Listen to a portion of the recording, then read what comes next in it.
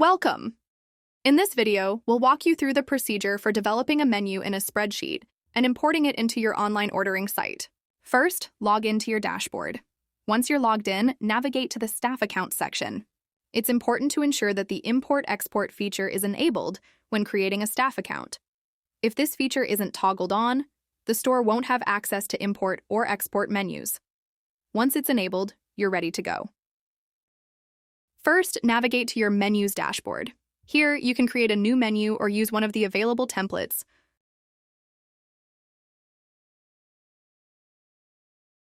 Once the initial menu is created, you'll see the list of menus, categories, and dish names. Option sets will also be generated. To edit your menu in a spreadsheet, click the CSV Export option to extract the menu data. The exported CSV file will contain several columns that you'll need to fill in with the correct information.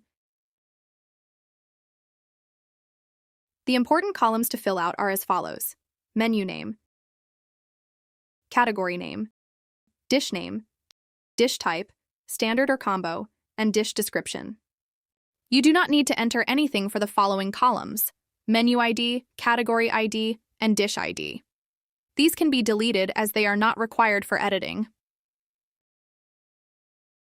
Now remove any unnecessary elements and begin adding your new menu data.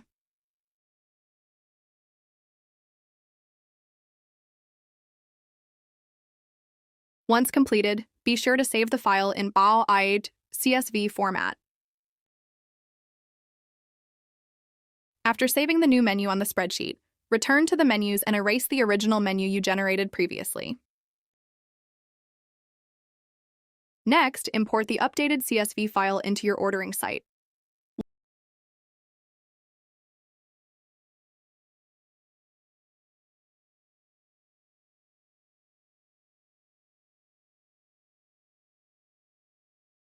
Once the import is successful, the dishes will be created based on the information you entered in the spreadsheet.